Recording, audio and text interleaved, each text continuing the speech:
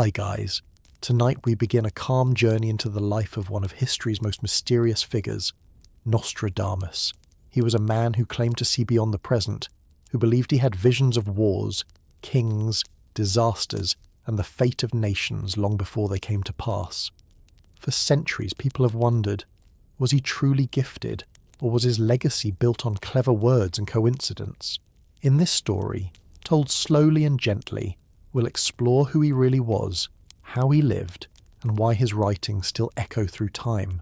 But before we begin, for those who enjoy slow, thoughtful stories about legendary figures, hit like, subscribe, and share in the comments which personality or historical figure you'd like me to cover next. And tell me, where are you watching from? I'm always curious to see the different places my viewers are from. Nostradamus was born Michel de Nostradamus in December of 1503, in the small town of Saint-Rémy-de-Provence in southern France. His family belonged to a line of Jewish heritage, but his grandfather had converted to Christianity in the late 15th century, a decision made to avoid persecution. From childhood, Michel showed a curious and observant nature. Surrounded by the rustic beauty of Provence, he became fascinated not only by the natural world, but also by the whispers of astrology and medicine, fields that often intertwined in the Renaissance era. His grandfather, who recognized his intellect early, taught him the fundamentals of Latin, Greek, and Hebrew, as well as the mysteries of the stars. These early lessons planted the seeds of knowledge that would shape the man he became. In his youth, Michel lived during a turbulent time in European history. The Renaissance was flourishing, with artists, scientists, and philosophers reshaping ideas about the world. But alongside this rebirth of knowledge came shadows of disease, superstition, and war. The plague, often called the Black Death, still haunted towns, sweeping through communities with terrifying force. Michel would later face this scourge directly, and his experiences with medicine and survival against this relentless disease became one of the most defining aspects of his early career. As a student, he travelled to Avignon, one of the centres of learning, but his studies were interrupted when an outbreak of plague forced the closure of the school. This was not uncommon. The plague reshaped entire cities and forced young scholars like Michel to adapt quickly. He began travelling from town to town, seeking knowledge wherever he could find it.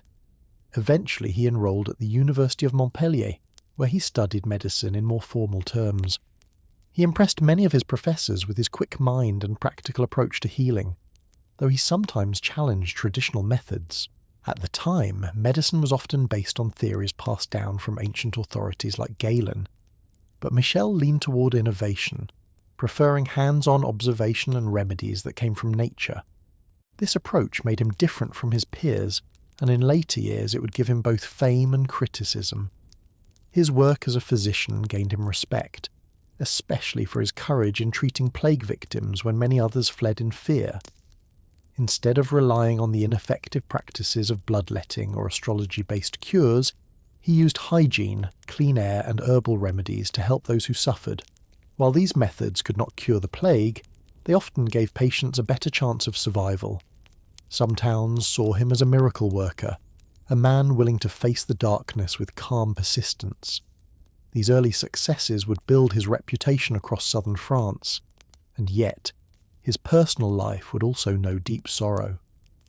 In his late 20s, Michel married and had children, but tragedy struck when the plague reached his own home. His wife and children were taken by the disease, leaving him devastated and questioning the very order of the universe. It was a loss that marked him forever, driving him further into the search for meaning and understanding beyond the limits of human knowledge. This personal grief may have been one of the forces that later led him toward the world of prophecy. After years of wandering and healing, Michel eventually settled into a new chapter of life. He remarried, raised another family, and continued to work as a physician. Yet by the 1540s, he began to shift his focus. The Renaissance spirit of curiosity pushed him towards studying astrology, philosophy, and the mysterious connections between the heavens and human fate. He immersed himself in ancient texts, mathematics, and mystical traditions that had fascinated thinkers for centuries. Out of this blend of science, mysticism, and his own imagination, the seeds of his prophecies began to take form. He started to write almanacs, popular books of the time that combined calendars, predictions, and advice on daily life. These brought him attention and began his transformation from respected doctor to legendary seer. In these early writings, he practiced his craft of prediction, offering glimpses into the future as he saw it. The success of these almanacs gave him confidence to go further, to attempt something larger, more ambitious, a great collection of prophetic verses that he hoped would last for centuries. This was the beginning of what would become his most famous work, the Prophecies, a book that would carry his name into history. After the publication of his first almanacs, Nostradamus quickly realized the power of words when shaped with mystery and caution. These yearly volumes, filled with astrological observations and weather predictions, were eagerly read by merchants, farmers, and nobles alike. People were fascinated by the idea that the heavens could influence crops, health, and even politics. Nostradamus, with his steady style and ambiguous phrases, delivered just enough detail to intrigue without ever closing off interpretation. By the mid-1540s, his reputation had expanded beyond Provence. He became known as a man who could combine medicine, astrology, and something more, a sense of vision that others claimed they could feel in his writings. Some began to see him not merely as a physician, but as a prophet in the making. Yet, in truth, Nostradamus never saw himself as abandoning reason. He had been trained in the discipline of observation, and he believed that patterns existed in both the stars and the affairs of humankind. What others considered mystical, he regarded as natural connections waiting to be recognized. His choice to write in verse, especially the short 4-line quatrains, allowed him to compress meaning into symbols and images. These verses carried an almost dreamlike tone, a quality that would later make them feel timeless. Around this period, he also grew more cautious about the world around him. Europe was tense with religious divisions, as the Catholic Church sought to suppress reformist ideas. Prophecy was a dangerous pursuit, for it could easily be accused of heresy. Nostradamus knew that direct statements could bring ruin, so he veiled his words in metaphor and obscure imagery. This approach not only protected him, but also added to the mystique of his work. Readers could find their own meanings, whether fearful or hopeful, within his lines. By 1550, Nostradamus published his first official set of prophecies, an almanac that contained verses hinting at events beyond weather and farming. The response was immediate. People whispered that his words had touched on political struggles, even wars. Encouraged, he began working on a much larger project, one that would not be limited to a single year, but would span centuries. A collection of hundreds of quatrains gathered into books he called centuries. Each century contained 100 quatrains, though not all were completed. These verses, written in a mix of French, Latin, and even invented words, spoke of kings and empires, disasters and triumphs. The style was cryptic, often open to multiple readings, and this ambiguity ensured their survival through time. Some contemporaries were impressed, others skeptical, but all agreed that his work was unlike anything else. His prophecies quickly began to circulate far beyond his homeland, carried by traders, diplomats, and curious travellers. Among his growing audience were members of the French nobility. They were intrigued by this physician-turned-seer who seemed able to glimpse the fate of rulers. His rising fame soon brought him into the orbit of powerful figures at court, a connection that would change the course of his life.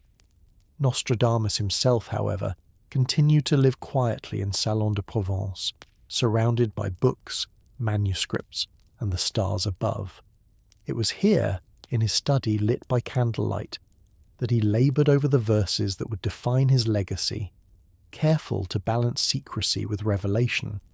By the early 1550s, Nostradamus had stepped fully into the role of a writer whose works blended mystery with authority. His growing series of centuries gave readers a sense of stepping into a world where the future was hinted at through symbols, storms, fire, and shifting crowns. Unlike his almanacs, which were rooted in seasonal cycles, these quatrains stretched across time without a clear boundary. Each verse was like a puzzle, and the absence of straightforward explanation made them even more compelling. Readers could not resist trying to match his words with the events of their day. A battle, a death of a ruler, a sudden disaster. Many believed they had found in his writings a mirror of what had already occurred, proof that he saw ahead of his time. Nostradamus carefully cultivated this balance. He didn't write with arrogance. He often presented himself as a humble servant of divine inspiration, someone who glimpsed images but never claimed to fully understand them. This humility shielded him from criticism and allowed readers to project their own fears and hopes into his verses. One of the earliest notable predictions attributed to him was connected to King Henry II of France.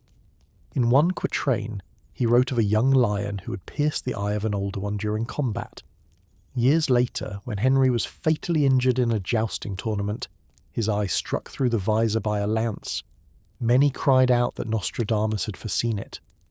Though the verse could be interpreted in other ways, the coincidence was enough to ignite his fame. His reputation spread quickly, and soon the French court took serious interest. In 1556, Nostradamus was invited by Catherine de' Medici, the Queen of France, to come to Paris. Catherine, fascinated by astrology and prophecy, wished to consult him directly. For Nostradamus, this was both an honour and a risk. Court life was filled with intrigue, and stepping into the centre of royal attention could elevate a man, or destroy him. He travelled to Paris with caution, bringing with him his writings and the aura of mystery that surrounded him. At court, Catherine treated him with respect, seeing in his presence something rare and valuable. She even asked him to create horoscopes for her children, who would go on to play crucial roles in France's turbulent future. Nostradamus, always careful, delivered his insights with subtlety, never offering clear doom but speaking in terms of cycles and possibilities. His visit impressed the Queen, and from then on he enjoyed her protection. This royal connection secured his reputation and gave his prophecies an aura of official significance. Back in Salon de Provence, Nostradamus continued his work, writing late into the night. His health was beginning to decline, as he suffered from gout and other ailments, yet he remained committed to completing his vision. For him, the act of writing was more than prediction. It was a way of recording the rhythm of history, the ebb and flow of power, and the fragile nature of human destiny. His quatrains, preserved and published, spread across Europe, ensuring that his name would not fade but instead grow with every passing century. Nostradamus returned from Paris with a new sense of recognition, though he never abandoned the modest town of Salon de Provence as his home. The connection with Catherine de' Medici gave him a measure of security, yet it also placed him under the constant gaze of critics. Scholars, church officials, and rival astrologers watched closely, suspicious of his rising influence. To his advantage, Nostradamus avoided bold declarations. He allowed his verses to speak in riddles, protecting himself from direct accusations of heresy.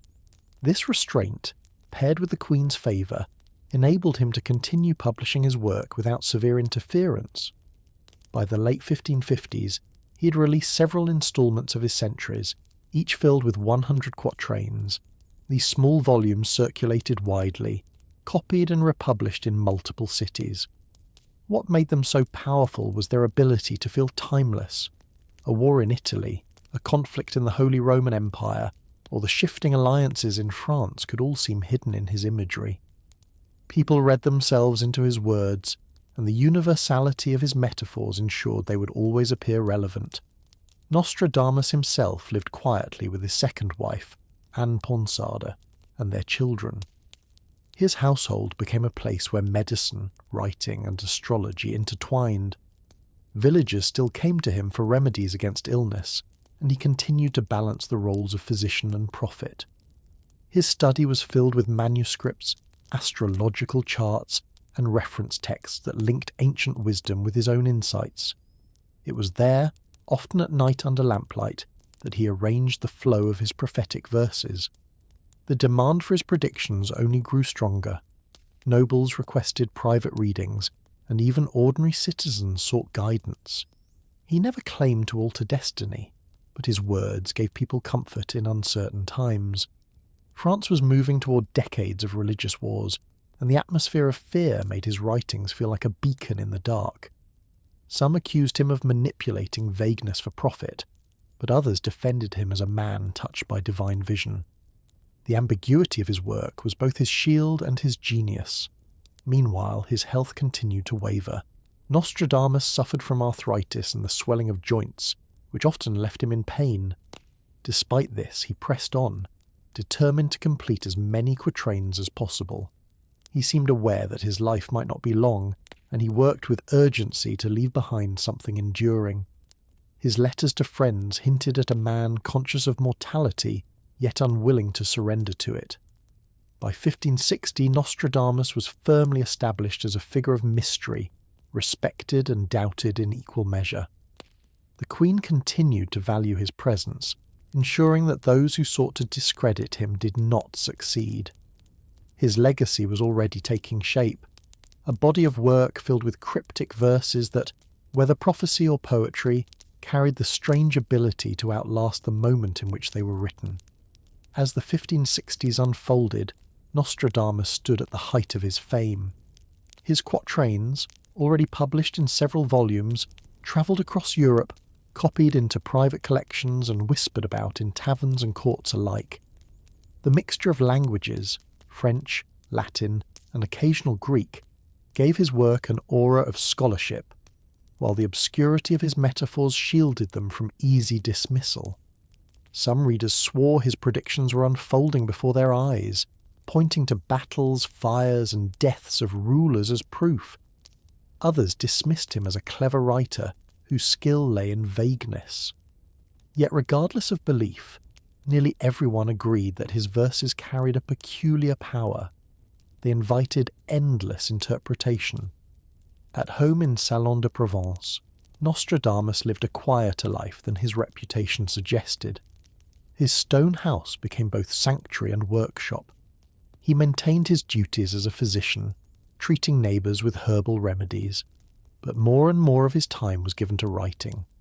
He often worked late into the night, his study lit by flickering candlelight, manuscripts spread across his table.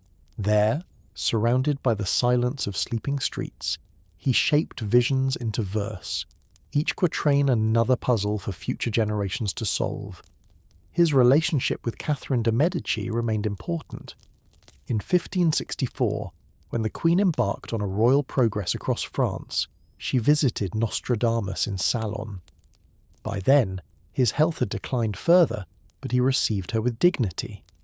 Catherine's respect for him was evident, and she left reassured by his presence. The visit also confirmed his place as a figure protected by the crown, which discouraged his critics. For ordinary people, Nostradamus was not merely a writer, but a living symbol of hope during troubled times.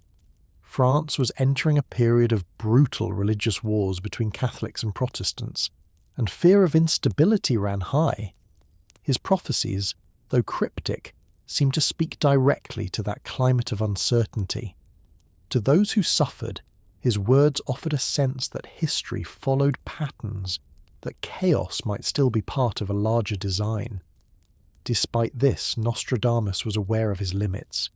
He often reminded readers that fate was not fully knowable, that his visions were glimpses, not certainties. This humility gave his work a tone that distinguished it from charlatans.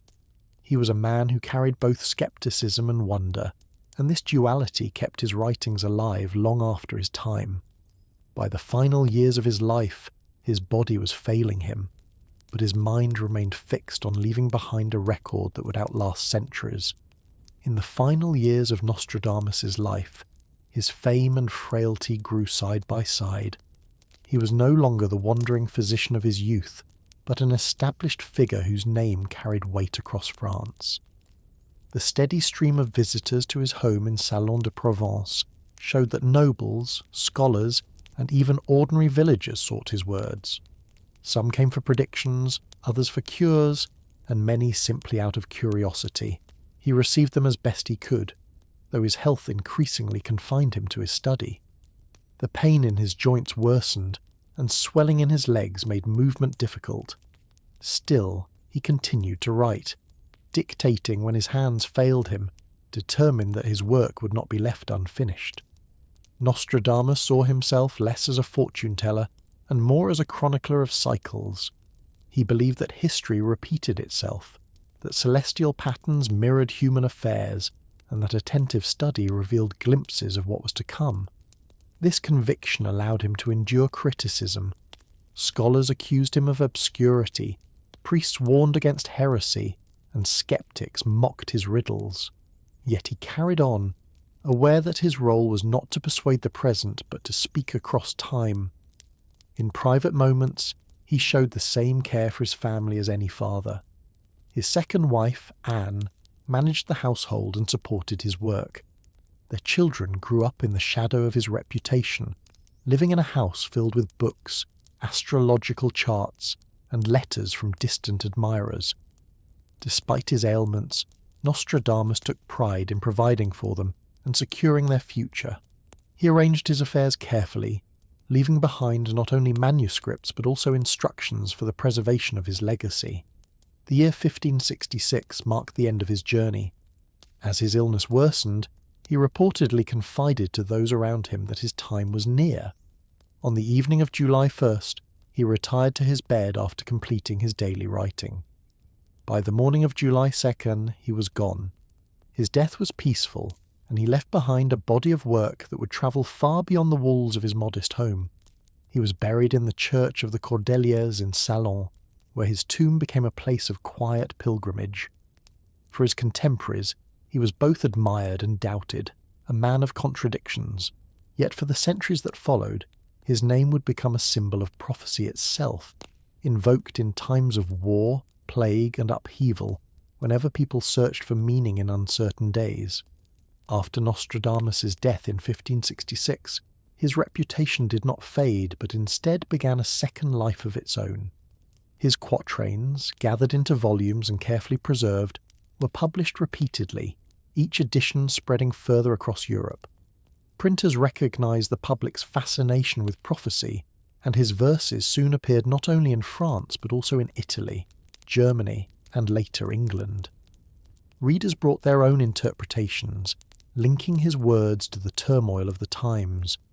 Wars of religion, the deaths of monarchs, and outbreaks of plague seemed to echo the images he had left behind. For those who sought reassurance, Nostradamus offered the sense that history was part of a larger design. For skeptics, his fame was proof of the human need to find patterns even in uncertainty. In the decades that followed, his name became tied to the destiny of France itself.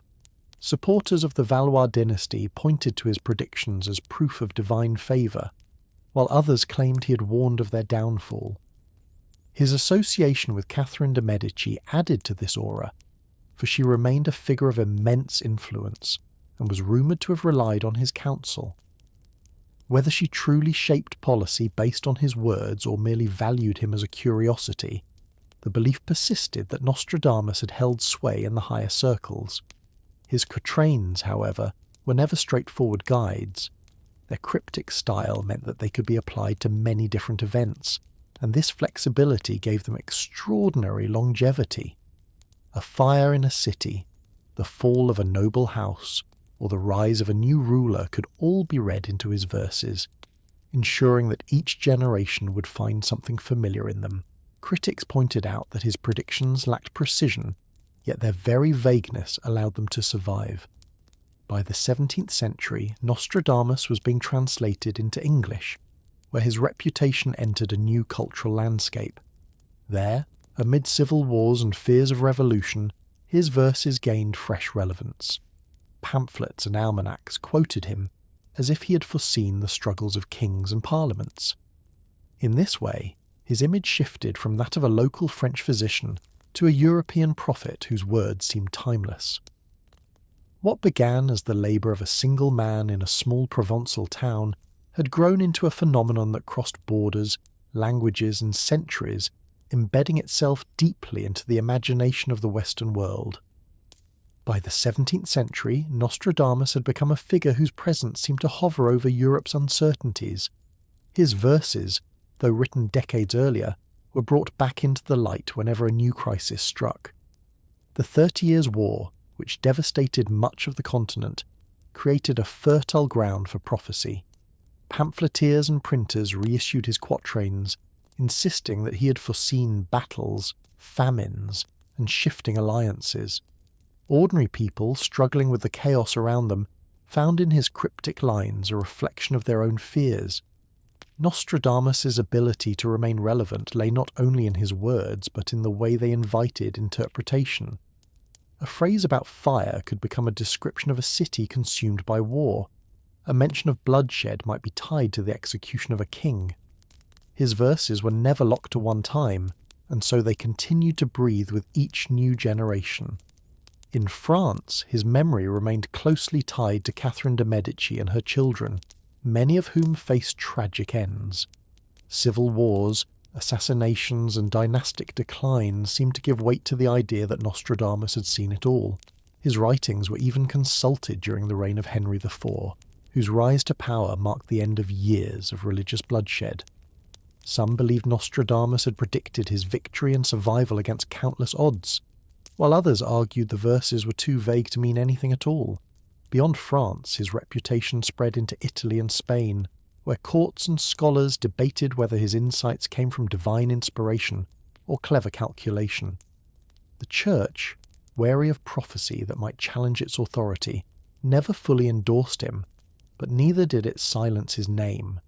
The careful balance of ambiguity in his work had shielded him during his life, and it continued to do so after his death. His books circulated freely, often reprinted with new prefaces that linked his verses to the latest calamities. By the time the English Civil War erupted in the mid-1600s, Nostradamus was being quoted as if he had lived only a few years before. Royalists and parliamentarians alike tried to claim his words for their cause. In this way, his verses became less about the author himself and more about the people who read them. Each interpretation reshaped Nostradamus's legacy, ensuring that his name would never fade but instead evolve with history. He was no longer just Michel de Nostradam, physician of Provence, but a prophet woven into the very fabric of European imagination. By the dawn of the 18th century, Nostradamus's reputation had entered a new phase. His writings were no longer read only in the context of French politics, but as part of a larger European fascination with prophecy and fate. The Enlightenment was beginning to question old traditions, yet even as reason and science gained influence, there remained a deep hunger for mystery.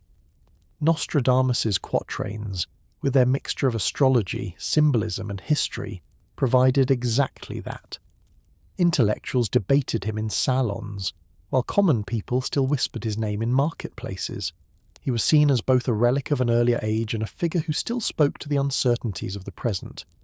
Printers, always alert to demand, produced new editions of his works, sometimes altering spellings or inserting commentaries to connect his lines with recent events. These editions often claimed that he had foreseen great fires, wars, or natural disasters. In London, for example, some readers tied his verses to the memory of the Great Fire of 1666, seeing in the numbers and imagery an undeniable prediction. Others pointed to his supposed references to invasions or the deaths of kings. The ability of his words to stretch across time without losing their sense of urgency was remarkable. At the same time, critics emerged with sharper voices. Enlightenment thinkers argued that Nostradamus's quatrains succeeded only because they were vague. A verse about flames, they said, could apply to any city fire. A verse about shifting crowns could fit any royal succession. Yet, even these critics could not erase the allure of his name. The very act of debating his authenticity kept him alive in cultural memory. Nostradamus also became a subject of art and literature. Poets and playwrights occasionally referenced him as a symbol of hidden knowledge, a man who had glimpsed truths others could not. This blending of history and legend ensured that his figure remained half real, half mythical. By the late 18th century, as revolution shook Europe, his quatrains once again resurfaced. Supporters and enemies of monarchies alike searched his writings for signs that their cause was justified. Though he had lived 2 centuries earlier, it seemed to many that Nostradamus had written for their moment, that his candlelit study in Provence had somehow reached into the heart of their age. As the French Revolution erupted in 1789, Nostradamus's name once again found its way into conversations, pamphlets, and political debates. His verses, written more than 2 centuries earlier, seemed suddenly alive with relevance. The fall of the monarchy, the storms of popular uprising, and the bloodshed of the guillotine were all read into his quatrains. Some claimed he had predicted the downfall of Louis XVI, interpreting lines that spoke of a headless monarch as evidence of his foresight. Others pointed to references of fire and chaos as descriptions of Paris in turmoil. In truth, his writings were broad enough to fit many events, but in moments of upheaval, people often turned to prophecy for comfort or validation. Revolutionary leaders did not officially endorse Nostradamus, yet among the people his words circulated with vigour. Street pamphlets carried verses attributed to him, sometimes even altered to strengthen their relevance. These adaptations blurred the line between his authentic work and the myth that surrounded his name, but they also ensured his survival through an age when superstition was being replaced with reason. It was ironic that during a time when Enlightenment ideals sought to dismantle old beliefs, Nostradamus remained as popular as ever. Across Europe, his reputation continued to grow. In Britain, his quatrains were connected to fears of invasion and change. In Germany, scholars examined his methods, trying to decide whether he had drawn on astrology, ancient history, or mere imagination. Even skeptics admitted that his ability to persist across centuries was remarkable. The figure of Nostradamus represented something more than prophecy. He was a reminder of humanity's constant desire to see beyond the present moment. His quatrains, vague yet evocative, acted like mirrors in which each generation saw its own fears reflected. By the end of the 18th century, Napoleon Bonaparte was rising to power. Admirers of Nostradamus eagerly searched for signs that the French seer had foreseen the rise of this ambitious general. Verses about a leader emerging from humble origins, about conquest and domination, were tied to Napoleon's campaigns. Whether coincidence or manipulation, the connection cemented Nostradamus once again as a prophet, whose shadow stretched far into the future. His words had travelled through wars, revolutions, and cultural shifts, always adapting to the anxieties of the age, always resurfacing when people most needed to believe that history was part of a greater plan. As Napoleon Bonaparte's star ascended in the late 18th and early 19th centuries, Nostradamus's reputation seemed to rise alongside him. Admirers claimed that centuries before, the prophet of Provence had already seen the arrival of a man who would shake Europe to its core. Verses that spoke of a leader from humble beginnings, a figure who would cross mountains and dominate kingdoms, were interpreted as direct references to Napoleon's meteoric rise. Some even argued that Nostradamus had named him through cryptic anagrams, twisting French and Latin words into shapes that seemed to resemble Napoleon. These connections, though often tenuous, captured the public imagination. Napoleon himself never officially declared belief in Nostradamus, yet it is said that members of his circle were aware of the prophecies and occasionally used them to strengthen the image of their leader as a man destined for greatness. For ordinary people across Europe, the wars that reshaped borders and destroyed empires seemed to give weight to Nostradamus's vision of endless cycles of conflict. Wherever his armies marched, his name was whispered alongside Nostradamus's quatrains. In Britain, newspapers suggested that the seer had foreseen the threat of invasion across the Channel. In Austria and Prussia, pamphlets warned that the French conqueror was the Emperor of Destiny described centuries earlier. Such interpretations were not limited to Napoleon. His enemies too sought to find themselves in Nostradamus's words, often casting him not as the hero of prophecy, but as the tyrant whose rise had been long foretold, and whose downfall was equally inevitable. This duality reflected one of the secrets of Nostradamus's endurance. His verses could serve both sides of a conflict equally well. By the time Napoleon was finally defeated and exiled, Nostradamus's reputation had grown even larger.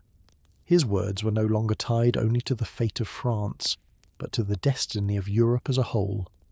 Across the continent, readers believed that the French prophet had seen beyond centuries, capturing not only the fall of kings, but the rise of empires and the storms of revolution. In salons, in taverns, and in the quiet of private homes, his quatrains were read as both warnings and confirmations, their meaning shifting with the needs of the reader. Even as rationalism and scientific progress shaped the 19th century, Nostradamus remained a presence.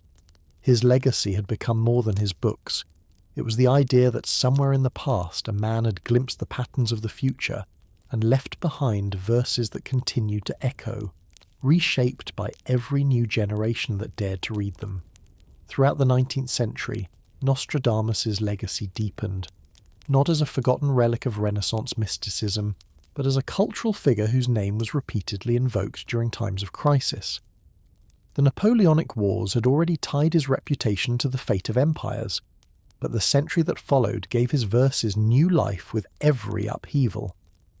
Revolutions swept across Europe in 1830 and again in 1848, toppling monarchies and igniting hopes for democracy. Each time, commentators looked back at Nostradamus, linking his cryptic references to crowns falling and fire in the cities with the sights of barricades and burning streets. His ability to be read anew was both his strength and his mystery. The Industrial Revolution added another layer to his relevance. As trains thundered across landscapes and machines transformed daily life, many wondered whether Nostradamus had foreseen such change.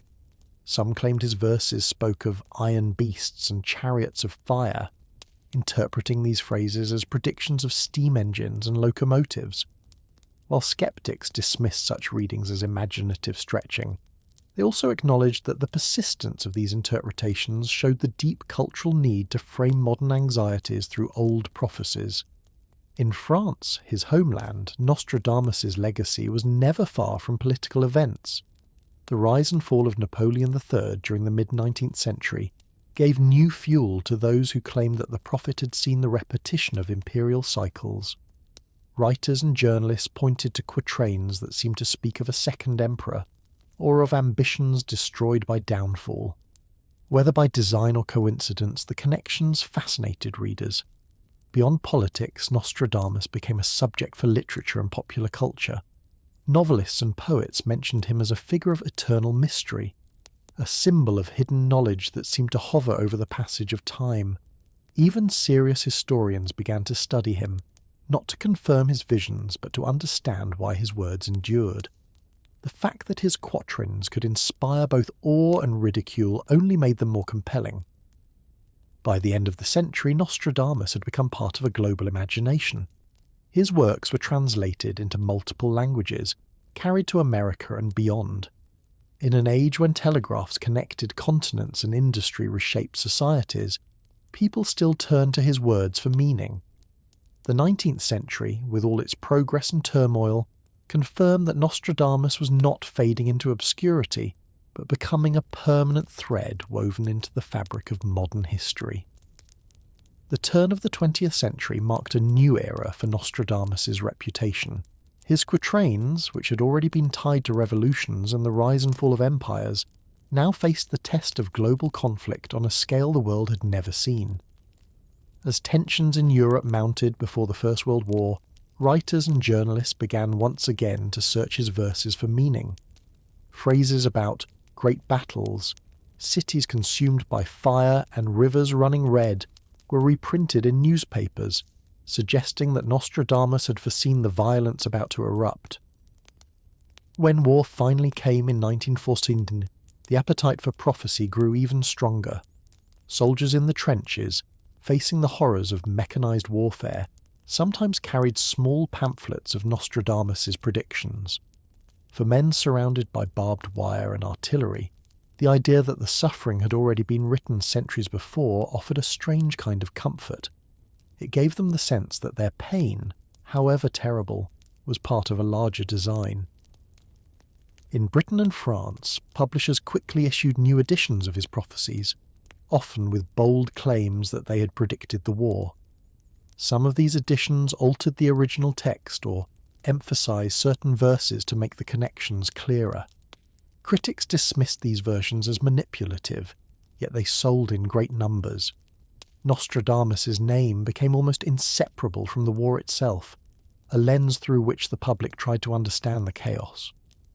After the armistice in 1918, his relevance did not fade. Instead, attention turned to the instability that followed, the fall of empires, economic depression, and the uneasy peace in Europe. Once again, interpreters claim Nostradamus had written of these events. His quatrains were said to describe the fall of the Russian Tsars, the collapse of the Ottoman Empire, and the rise of uncertain powers in the West. Even in America, where interest in mysticism and spiritualism was thriving in the 1920s, Nostradamus found a receptive audience. Magazines and popular books introduced him as a prophet whose reach extended far beyond France. To many, his words were timeless warnings about human ambition and the fragility of peace. The fact that his quatrains could stretch from the 16th century into the modern age without losing relevance reinforced the idea that his vision had no expiration. By the 1930s, with dark clouds gathering once more over Europe, Nostradamus would again be invoked, his verses reshaped to fit the next great conflict that was about to unfold. As the 1930s unfolded, Europe trembled under the weight of political upheaval, economic despair, and the rise of authoritarian regimes. It was in this climate of fear and uncertainty that Nostradamus' name resurfaced with remarkable force. His quatrains, centuries old, were suddenly on the lips of journalists, politicians, and even propagandists who sought to use them for their own ends. The language of his verses, filled with imagery of fire, blood, and the fall of rulers, seemed perfectly suited to a continent on the brink of another catastrophic war. In Germany, the Nazi regime recognized the influence of prophecy on public opinion. Joseph Goebbels, the Minister of Propaganda, ordered pamphlets and booklets to be distributed that linked Nostradamus' writings to the rise of Hitler. Verses about a great leader from Central Europe, about a war that would engulf nations, were twisted into direct endorsements of Nazi destiny. These publications were widely circulated, giving ordinary people the sense that their leader had been foreseen by history itself. Prophecy became a tool of control, a way to strengthen belief in inevitability. Across the Channel, however, the British recognised this strategy and decided to counter it. The British government produced its own leaflets and broadcasts, reinterpreting the same Nostradamus quatrains to predict Hitler's defeat instead of his triumph. In this strange duel of interpretations, the French seer became a weapon of psychological warfare. Villages in occupied territories found themselves flooded with leaflets quoting Nostradamus, assuring them either of Germany's victory or of liberation yet to come. His verses, once written in the quiet of a Provençal study, had been dragged into the largest propaganda campaign of the modern age. For the public, the effect was profound. In France, where memories of Nostradamus were strongest, his name carried deep cultural weight. Families whispered his predictions during air raids, seeking patterns in the chaos. In Britain, newspapers quoted him alongside daily reports, framing bombings and battles as events already written long ago. Even in America, where the war was initially distant, magazines published articles about the mysterious French prophet who had supposedly predicted the coming storm. This period demonstrated the extraordinary adaptability of Nostradamus' legacy. He was no longer simply a Renaissance physician or mystic. He had become a cultural weapon, reshaped by the needs of nations locked in struggle. Whether used by tyrants to justify conquest or by democracies to inspire resistance, his words proved malleable, capable of serving any cause. The Second World War elevated Nostradamus from legend into near myth, showing how a man who died in 1566 could still influence minds nearly 4 centuries later. During the height of the Second World War, Nostradamus' name reached perhaps its most dramatic use in history. While both sides of the conflict twisted his words for propaganda, ordinary people across Europe and beyond genuinely believed that his verses offered glimpses of what lay ahead. In bombed-out cities, whispers spread that Nostradamus had described the destruction of towns by fire from the sky, which many connected to the nightly raids of German and Allied bombers. His quatrains spoke of iron birds and flames in the heavens, phrases vague enough to be reimagined as visions of airplanes and incendiary bombs. Though he had lived in a time when neither could have been imagined, the poetry of his language allowed such modern links to be drawn with unsettling ease. In Germany, Goebbels' propaganda machine produced entire booklets tying Nostradamus to Hitler's destiny. Citizens were told that the prophet had promised a 1,000-year reign, that the Führer was the figure long awaited by history. These publications carried weight, especially among those desperate for reassurance during wartime sacrifices. But as Allied forces advanced, British intelligence turned the same verses against the Nazis, dropping leaflets over Europe that claimed Nostradamus had foretold Germany's defeat. The irony was striking. The same quatrain could be used to prove victory or doom, depending on who read it. This malleability was the secret of Nostradamus' power, and World War II showed it more clearly than any earlier period. Beyond propaganda, scholars and mystics also engaged with his work. In France, some intellectuals studied his writings with caution, searching for hidden codes. Others dismissed the frenzy as pure superstition. Yet even skeptics admitted that his popularity was undeniable. His books sold in extraordinary numbers during the war years, reissued in multiple languages, feeding the hunger for meaning in a time of chaos. In America, too, Nostradamus gained attention. Magazines introduced him to readers who had never encountered his name before, presenting him as a Renaissance prophet whose visions reached across centuries. For many Americans, especially after the attack on Pearl Harbor, his verses seemed to echo with warnings of sudden devastation. The blending of myth and reality made him a compelling figure in popular culture, one who offered both fear and comfort. By 1945, as the war drew to a close and the world confronted the devastation of Hiroshima and Nagasaki, some pointed again to Nostradamus, claiming he had written of burning suns and new weapons. Whether accurate or not, the associations only deepened his mystique. The war had transformed him from a European curiosity into a global figure, one whose name now belonged to the shared imagination of the 20th century. In the years after World War II, Nostradamus' reputation did not fade with the end of the fighting. Instead, it expanded into a new world shaped by atomic fear, rapid technological change, and the beginning of the Cold War. The destruction of Hiroshima and Nagasaki left humanity facing the possibility of global annihilation, and many turned to Nostradamus' quatrains for clues about the nuclear age. Verses that spoke of fire that will consume cities, or of 2 suns in the sky, were now interpreted as visions of mushroom clouds and atomic blasts. For a population living under the shadow of potential extinction, the idea that such events had been foreseen centuries earlier was both terrifying and oddly reassuring. If Nostradamus had seen it, perhaps there was a pattern, a destiny in the chaos.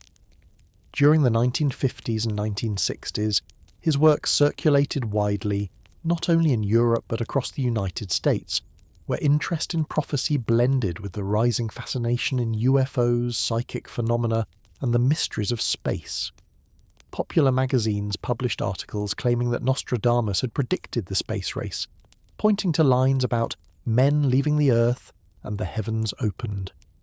When Yuri Gagarin orbited the planet and later when Neil Armstrong set foot on the moon, people scoured his verses for references, convinced that his pen had described these monumental events. At the same time, the Cold War rivalry between the United States and the Soviet Union gave his words renewed urgency. Prophecies that spoke of conflict between East and West, of battles stretching across oceans, were linked to the tense standoff between superpowers.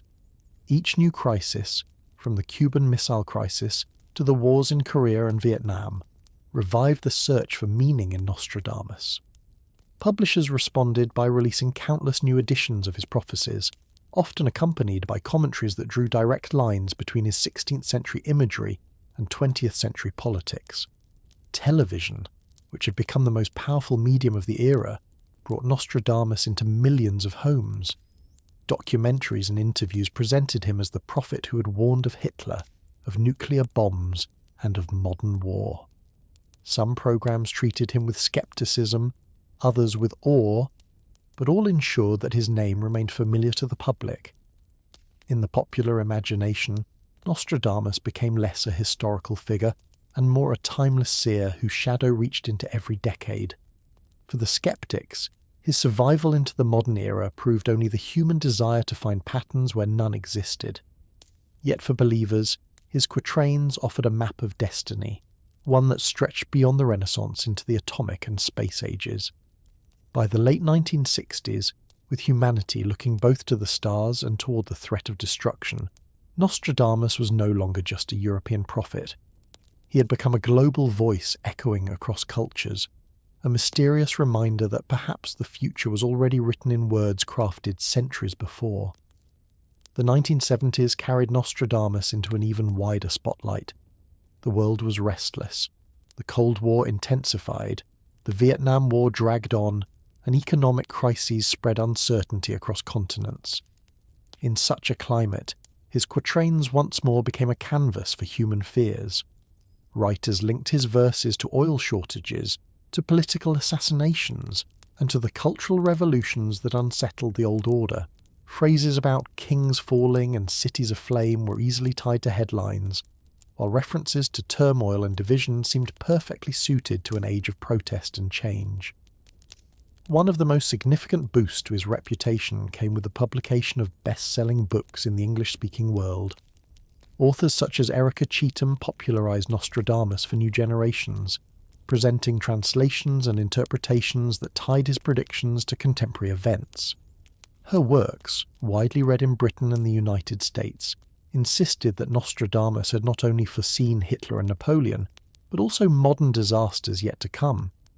These books transformed him from a figure of academic curiosity into a household name, giving millions the impression that he had drawn maps of the future with startling clarity. The rise of television also deepened his influence. Documentaries presented him as the prophet who had predicted world wars, nuclear weapons, and the fates of great leaders. Scenes of mushroom clouds, assassinations, and political upheavals were placed side by side with his cryptic lines, creating a dramatic impression that his pen had indeed captured the essence of modern times. For many viewers, these shows were their first introduction to Nostradamus, and the impact was powerful. Even skeptics acknowledged that his ability to remain relevant in the media age was remarkable.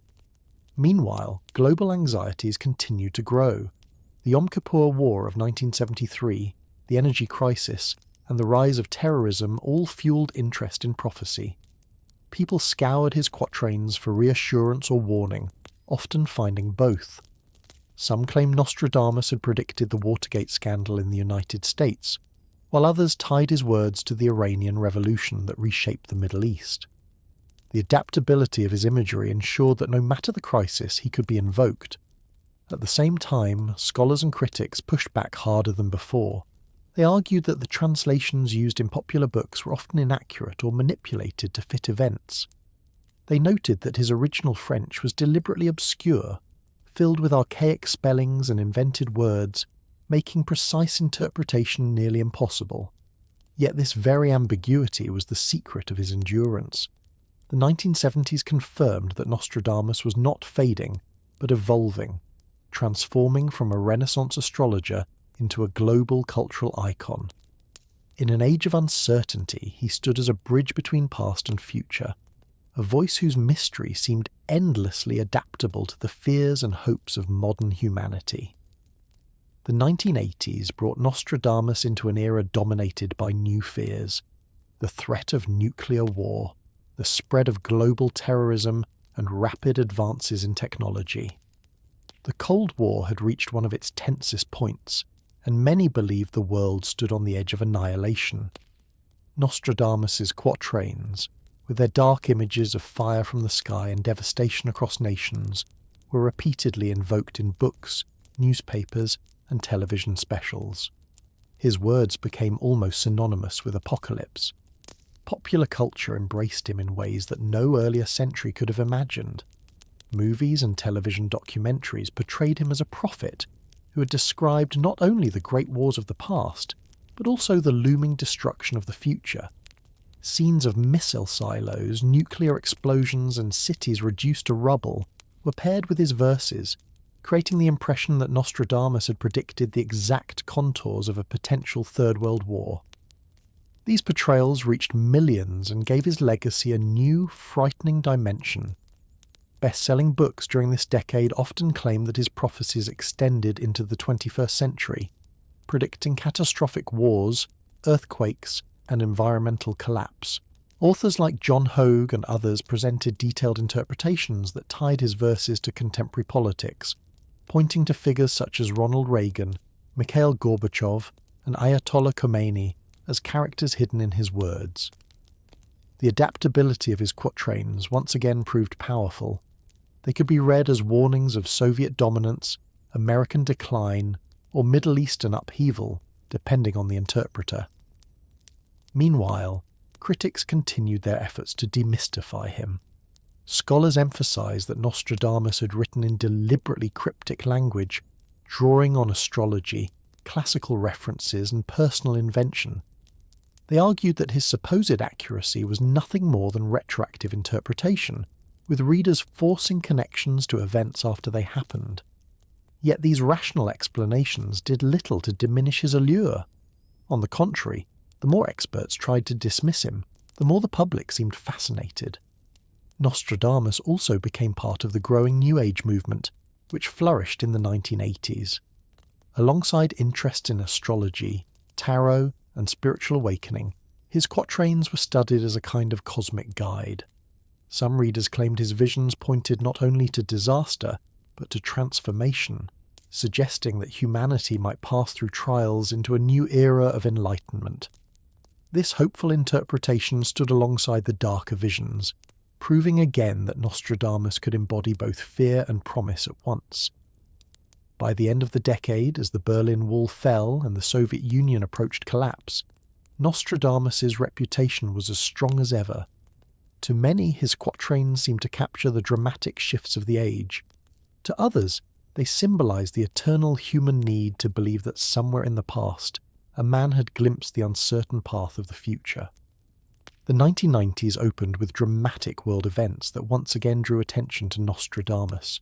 The collapse of the Soviet Union, the Gulf War, and the rise of global terrorism all seemed to find echoes in his quatrains.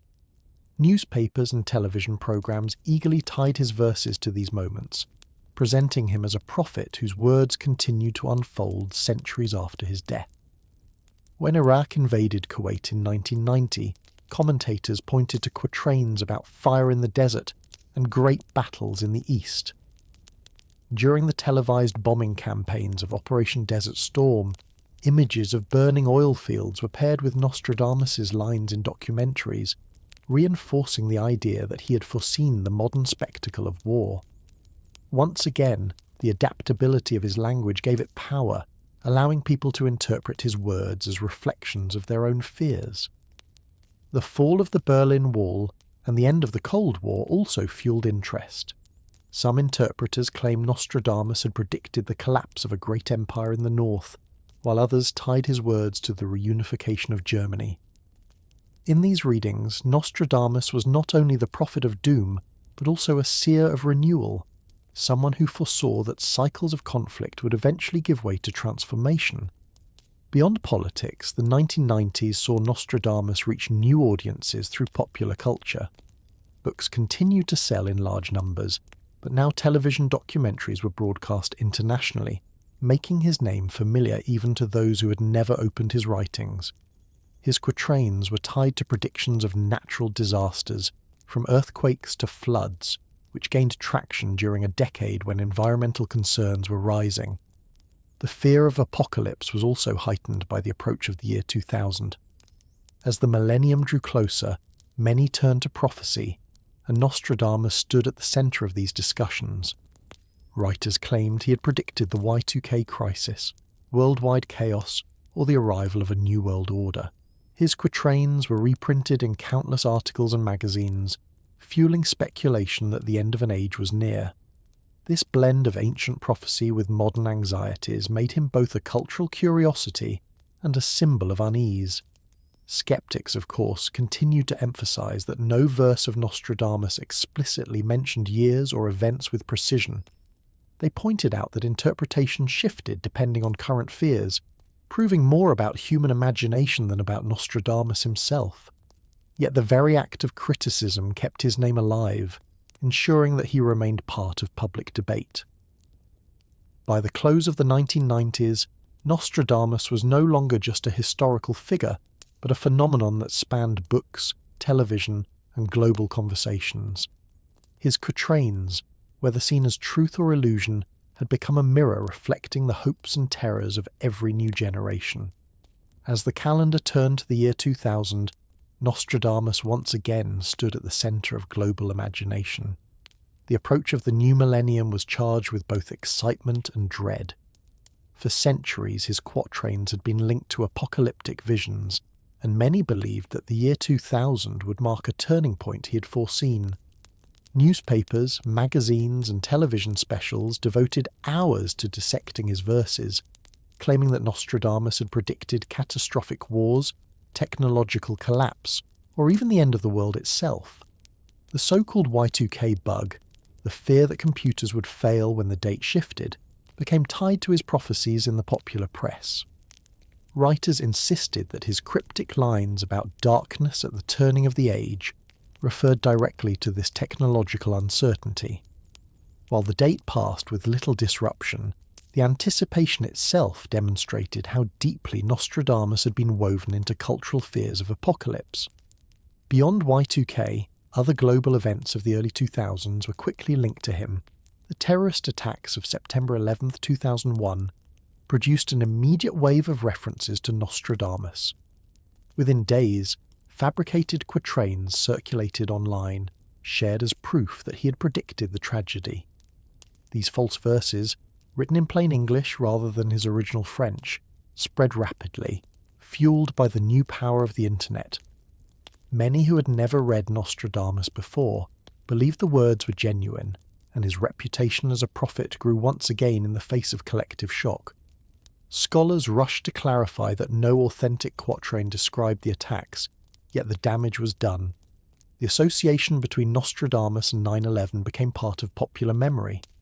This moment revealed something new. In the digital age, Nostradamus's words could be reshaped, misattributed, and spread globally at unprecedented speed. His image was no longer confined to printed books or television documentaries. The internet had given him a second life, transforming him into a viral phenomenon. At the same time, serious interpreters continued to publish books tying his verses to wars in Afghanistan and Iraq, to climate change, and to the shifting balance of power in the early 21st century. Each new disaster, whether natural or political, found echoes in his writings.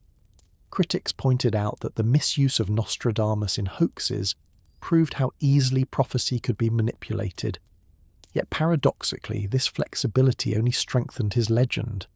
The very fact that people instinctively turned to his name after a crisis confirmed the enduring role he played in human imagination. By the end of the first decade of the millennium, Nostradamus had survived yet another test of time. He was not merely a Renaissance figure, but an enduring symbol of humanity's search for order in chaos, its longing to believe that somewhere in the past someone had glimpsed what was still to come. The years following 2010 revealed a new phase in the legacy of Nostradamus, his seamless adaptation to the internet age. What once travelled through handwritten manuscripts and printed books now spread instantly across social media, blogs, and online forums. Each earthquake, storm, or political upheaval was accompanied by renewed claims that Nostradamus had written about it centuries before. The digital world, with its hunger for dramatic stories, amplified his mystique to unprecedented levels. One of the strongest examples came during natural disasters. When the devastating earthquake and tsunami struck Japan in 2011, online communities quickly circulated quatrains that supposedly described waves of destruction and cities swallowed by water. Many of these verses were altered or invented, but their reach was enormous. For countless people encountering Nostradamus for the first time, these viral lines became proof of his prophetic power.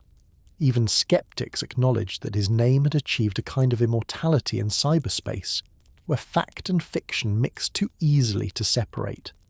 Political events, too, were drawn into his orbit.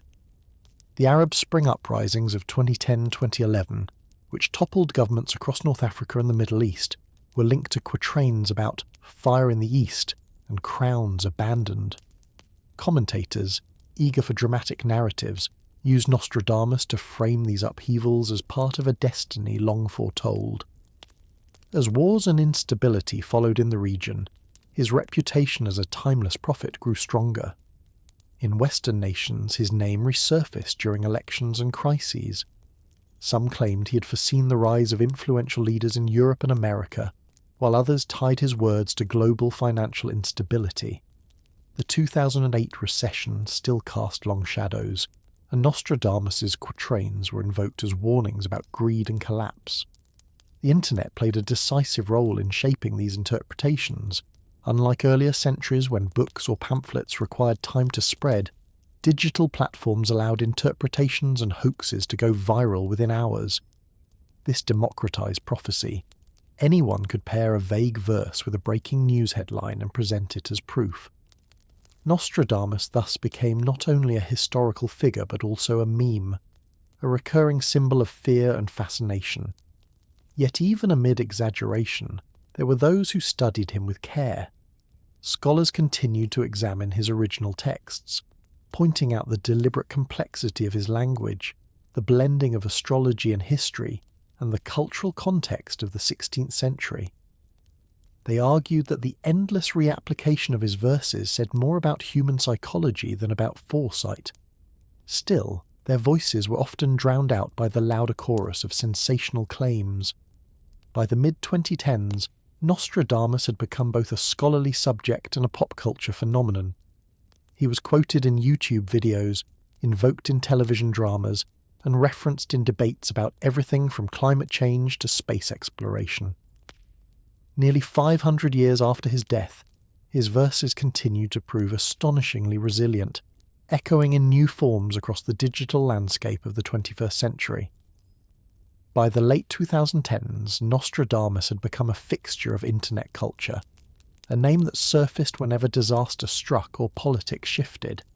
His legacy, once preserved through carefully printed books, now existed in the fast-moving rhythm of social media, where tweets, memes, and viral videos spread claims about his prophecies to millions within minutes. The blending of truth, misinterpretation, and outright invention became part of his modern identity. Whenever a major hurricane struck the Atlantic or wildfires raged across Australia or California, people circulated verses attributed to Nostradamus that spoke of flames consuming the earth, or storms without end. Some of these quatrains were authentic but vague. Others were fabricated, written in simple English without the layers of symbolism of his originals. Yet for many online readers, the difference hardly mattered. What mattered was the sense that catastrophe had been foreseen, that history was unfolding according to a pattern glimpsed long ago. Political turmoil also revived interest. The rise of populist leaders in both Europe and the United States was quickly tied to Nostradamus, whose references to ambitious figures and great upheavals seemed to fit the mood of the decade.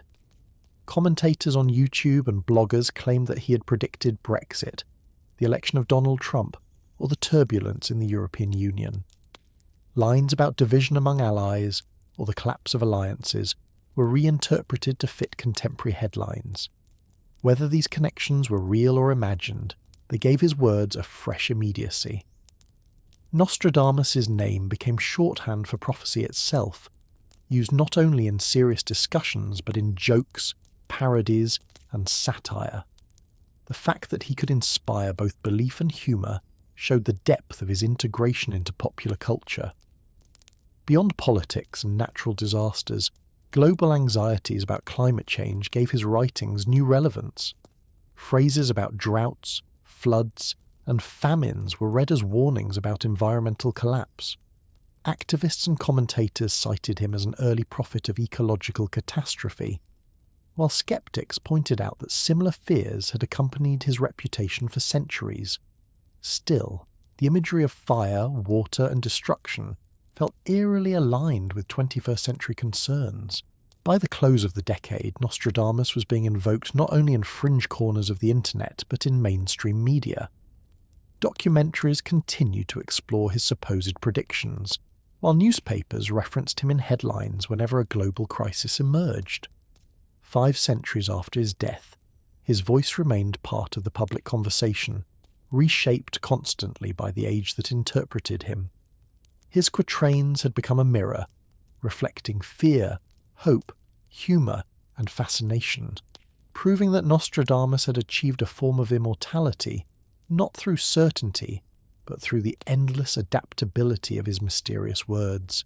The arrival of the 2020s gave Nostradamus yet another revival, perhaps one of the most powerful in modern times.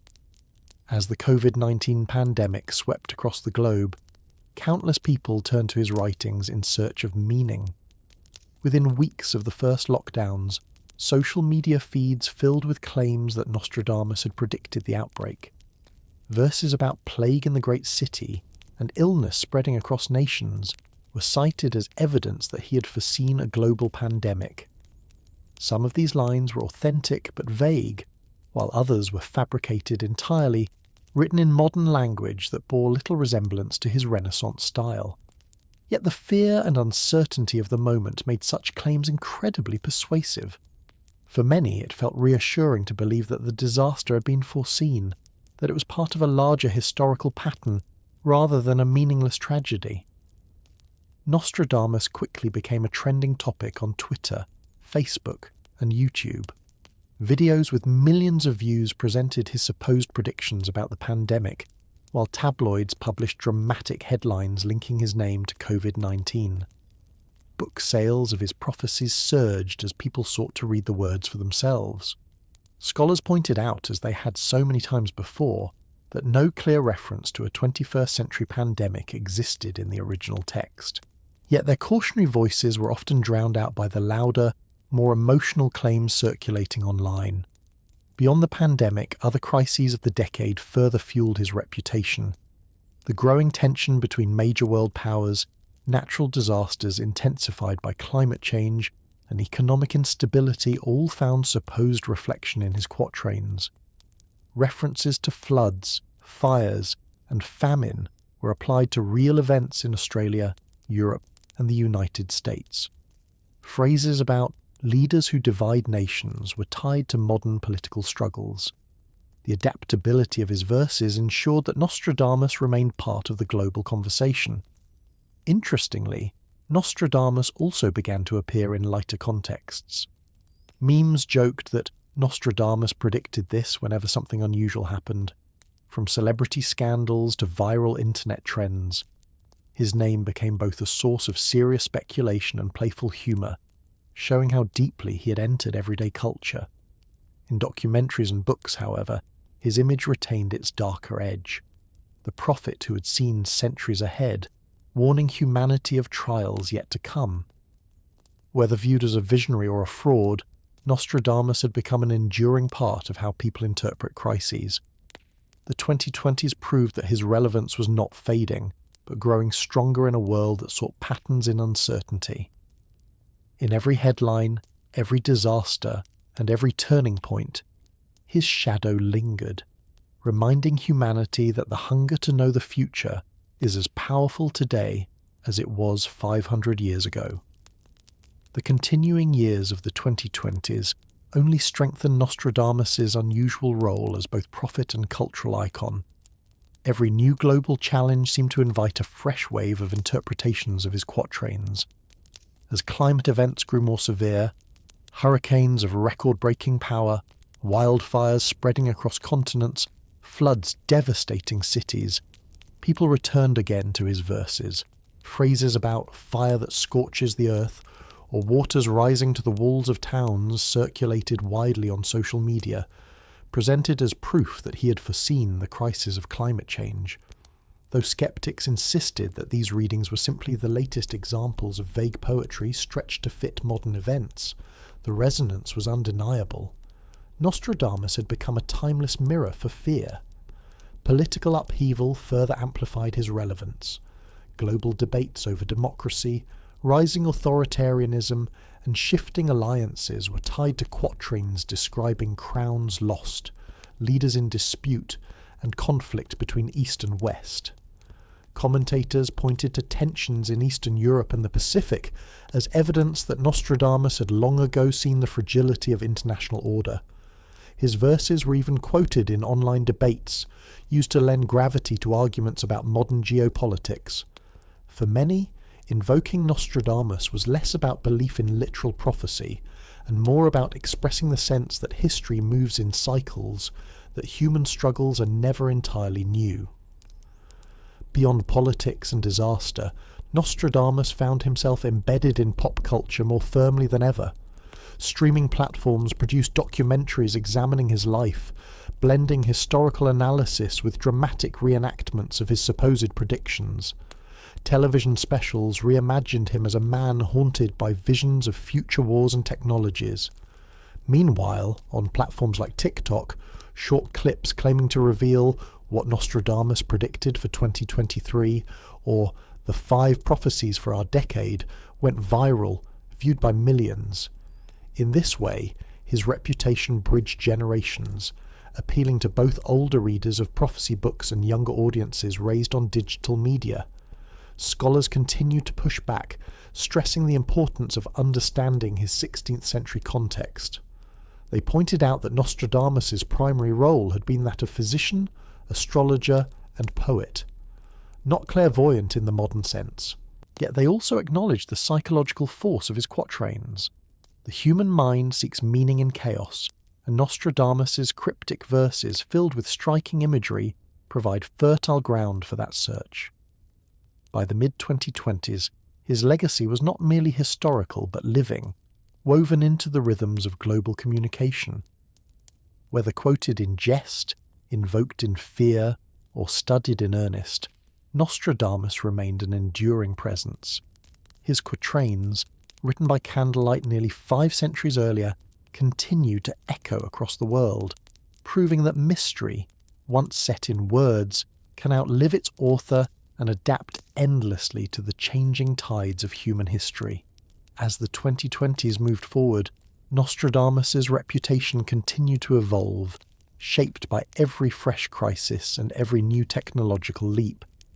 The rise of artificial intelligence, for example, inspired commentators to look back into his quatrains for signs that he had foreseen machines that could think or speak as humans. Lines mentioning new creations of man, or voices without bodies, were cited as uncanny predictions of our digital age.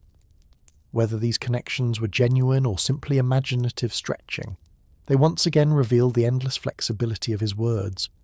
Nostradamus was now not only tied to war and disaster, but also to the very transformations of technology that defined modern life.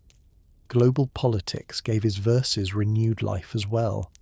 Tensions in Eastern Europe, shifting power in Asia, and debates over the future of democracy were quickly linked to his cryptic images of conflict and uneasy peace. Analysts in articles and viral posts claimed that he had predicted invasions, the collapse of alliances, or the rise of new leaders. The fact that his writings could be attached to nearly any geopolitical event made him both a serious subject of conversation and a frequent figure in online satire. Social media thrived on such ambiguity. Whenever a major event trended, a sudden market crash, a devastating earthquake, or even a surprising sports victory, memes declaring Nostradamus predicted this flooded timelines. Some were meant humorously, others with genuine conviction, but all showed the same pattern. people continued to project their fears and hopes onto his words. In this sense, Nostradamus had become more than a prophet. He had become a universal cultural shorthand for the mysteries of the future. At the same time, serious scholarship kept exploring his life and context. Historians pointed out that much of Nostradamus's influence stemmed not from precision, but from poetry. His choice of metaphor, his layered language, and his avoidance of clear details allowed his words to endure where specific predictions would have failed. Rather than being undermined by ambiguity, his verses were empowered by it, living on as flexible reflections of human uncertainty. In classrooms and lectures, he was increasingly presented not only as a prophet, but as a mirror of Renaissance thought, a man shaped by medicine, astrology, classical knowledge, and the anxieties of a plague-ridden age. By the mid-2020s, Nostradamus stood at the intersection of scholarship, entertainment, and digital myth. He was quoted in viral TikToks, analysed in podcasts, and debated in academic circles. 5 centuries after his death, his voice still echoed, sometimes solemn, sometimes comic, always mysterious. His quatrains remained alive because humanity itself needed them, needed the suggestion that time was not chaos but a pattern glimpsed long ago. As humanity advanced deeper into the digital age, Nostradamus's legacy adapted in ways even he could never have imagined. The rise of artificial intelligence, space exploration, and global communication invited fresh attempts to read his quatrains through a modern lens. Phrases about eyes in the heavens were reinterpreted as references to satellites and telescopes, while lines about machine speaking were tied to the voices of computers and the growth of digital assistants. For many, these connections felt uncanny, as though Nostradamus's candlelit study had somehow reached into the 21st century. Yet for skeptics, these interpretations were simply another example of humanity's talent for fitting old words to new realities. The more the world changed, the more his poetry seemed to flex and bend, accommodating fears of the present. Climate change, with its fires, floods, and storms, brought his darker imagery to life in dramatic fashion. His verses about the earth shaking and oceans swelling circulated widely during environmental disasters. To believers, Nostradamus had foreseen the age of ecological crisis. To others, the use of his name was a reflection of human anxiety, proof that in the face of overwhelming events, people longed to believe someone had glimpsed the path ahead. Political instability in the 2020s also fueled renewed interest. Shifts in alliances, sudden wars, and the rise of influential leaders across the globe were all tied to quatrains that spoke of crowns, betrayal, and power. Some claim Nostradamus had predicted modern conflicts in detail. Others insisted such readings were mere inventions. Still, his name appeared constantly in headlines and viral posts, ensuring his place in the modern conversation. Beyond fear and politics, Nostradamus was increasingly woven into entertainment. Streaming platforms released dramatic docuseries, while novels and films reimagined him as a character who had secretly shaped world history. His quatrains appeared not only in serious analysis, but also in science fiction and fantasy, transformed into keys to hidden knowledge or tools of secret societies. In this way, he became both a historical figure and a mythic archetype, half man, half legend. Scholars continued to remind audiences of the real Michel de Nostradamus, a physician shaped by plague, an astrologer steeped in Renaissance thought, a writer who blended science and mysticism. Yet they also admitted that the legend had grown larger than the man. Nostradamus had become a cultural constant, not because of what he wrote, but because of what people needed his words to be. As the world marched into an uncertain future, his quatrains remained, endlessly adaptable, endlessly mysterious. They were less predictions than mirrors, reflecting the shifting fears, hopes, and dreams of humanity across 5 centuries. By the late 2020s, Nostradamus's reputation stood as a testament to the enduring power of mystery. In a world increasingly driven by data, algorithms, and scientific precision, his cryptic verses continue to capture the imagination of millions. Each new breakthrough in technology, or each unexpected crisis, seemed to breathe fresh life into his words. When private companies began sending missions to Mars and beyond, commentators drew from quatrains that spoke of journeys to another world, or human steps upon barren soil. Though Nostradamus could never have envisioned rockets or space stations, the imagery of exploration fit neatly into the grand narrative of his supposed foresight. Global politics gave his name further prominence. As alliances shifted and new tensions arose in regions across the globe, people linked his quatrains to these moments of uncertainty. A reference to two great powers locked in conflict was attached to rivalries in the Pacific, while mentions of betrayal and crowns were connected to leadership struggles in Europe and South America. The adaptability of his language meant that no matter the headline, Nostradamus could be tied to it. Social media, now the heartbeat of global communication, amplified his presence.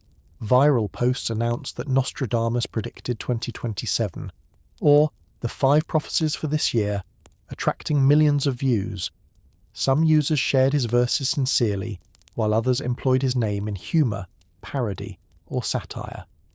This dual role, both solemn and comic, ensured that Nostradamus remained familiar to audiences of every generation.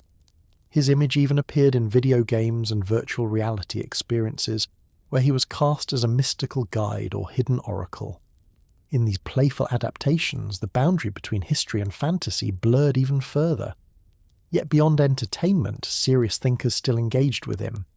Historians emphasize the importance of context, noting that Nostradamus had lived through plague, political turmoil, and the intellectual ferment of the Renaissance. His quatrains, they argued, were shaped as much by his era as by any vision of the future. Psychologists, too, saw in his enduring influence evidence of the human need to find order in chaos. Faced with uncertainty, people turned to symbols, and Nostradamus offered one of the most enduring sets of symbols in Western history. By the end of the decade, his legacy had become more than prophecy. It was culture itself, a shared language of fear and fascination, invoked whenever the future felt unstable. Whether read as history, literature, or omen, Nostradamus remained a constant companion to humanity's restless imagination, a voice from the 16th century still echoing across the digital landscapes of the modern age. As humanity edged closer to the 2030s, Nostradamus's verses continued to be interpreted, reinvented, and circulated, proving their uncanny resilience across half a millennium. Each new global shift, whether political, environmental, or technological, seemed to trigger another wave of attention to his quatrains. His words, written in Renaissance French, lived multiple lives in translation, with each version adapting to the fears and expectations of its readers. Some interpretations emphasized doom, pointing to his images of fire, floods, and crowns falling as visions of an age of collapse. Others highlighted quatrains that could be read as hopeful, speaking of renewal, unity, or cycles of rebirth. This duality was part of what made him so enduring. Nostradamus was both prophet of disaster and poet of possibility. Climate change remained one of the strongest themes connected to his legacy. Whenever unprecedented storms, floods, or heat waves struck, headlines and social media posts invoked Nostradamus. Lines about earth trembling or the sea rising higher were circulated widely, often without regard to accuracy. His name became shorthand for catastrophe, an instant symbol of ancient wisdom warning of the planet's fragility. Meanwhile, new technological frontiers were also woven into his myth. As artificial intelligence expanded into daily life and space, exploration accelerated, people searched his quatrains for signs that he had anticipated these changes. References to voices without form, men leaving the earth, and new inventions from the mind of man were tied to machines, digital realities, and interplanetary travel. In these interpretations, Nostradamus was no longer just a prophet of kings and wars, but of technology itself.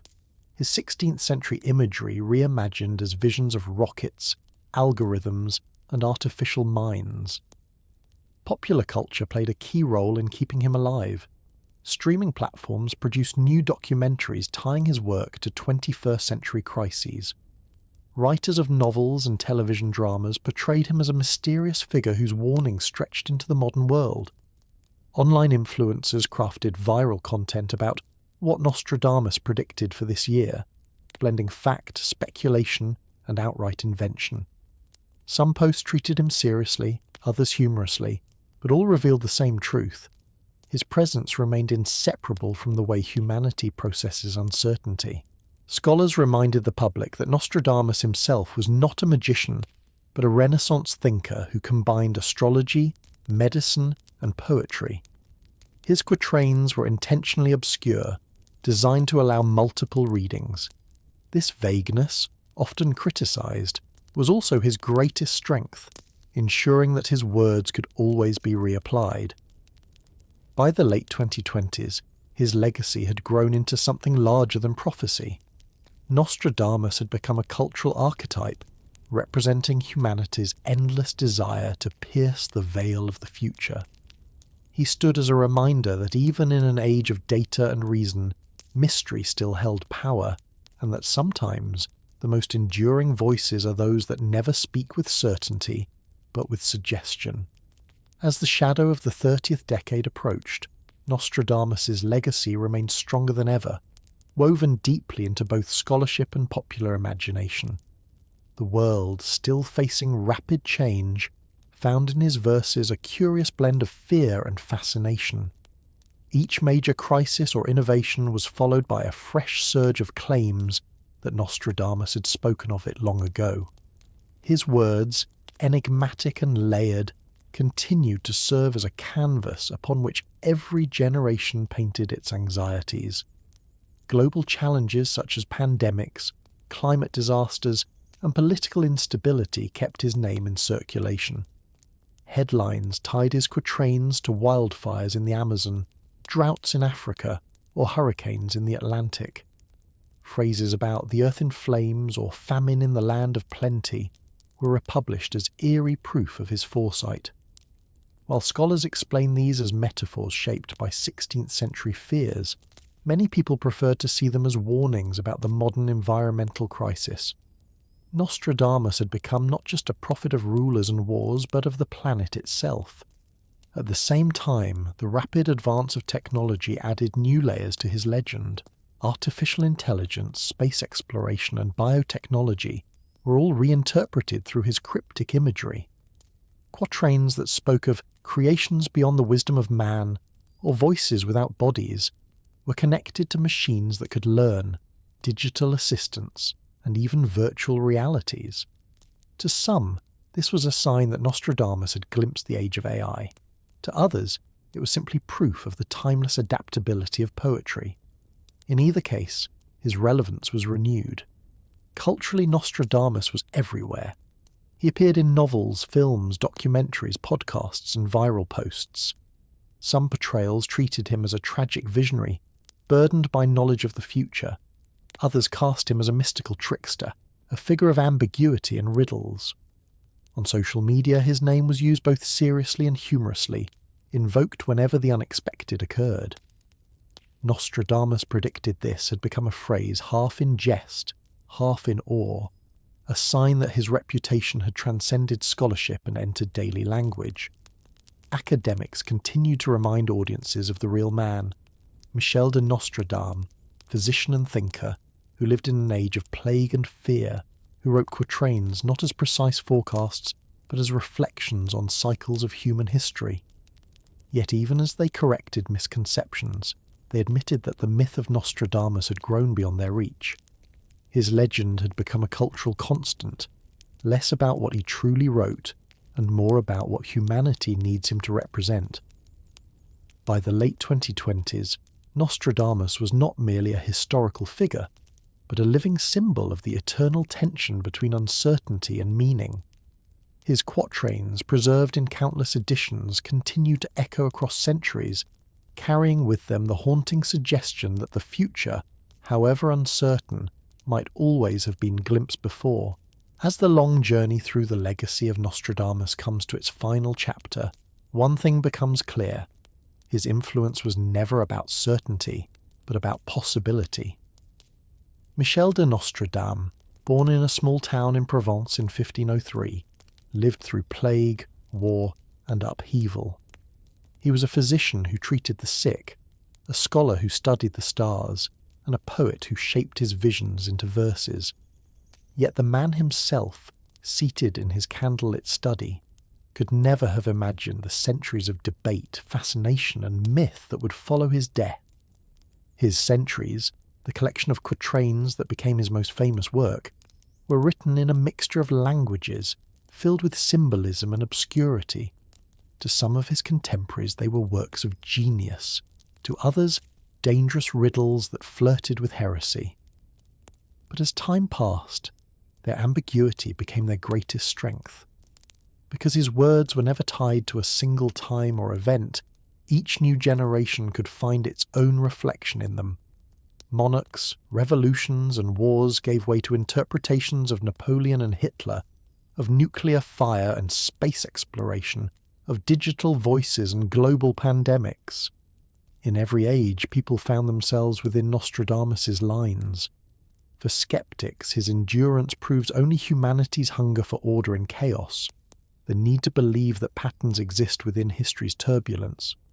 For believers, his survival across 5 centuries confirms his gift, a vision that pierced the veil of time. The truth may lie somewhere in between. His prophecies endure not because they solve the riddle of the future, but because they express the eternal questions that haunt every era.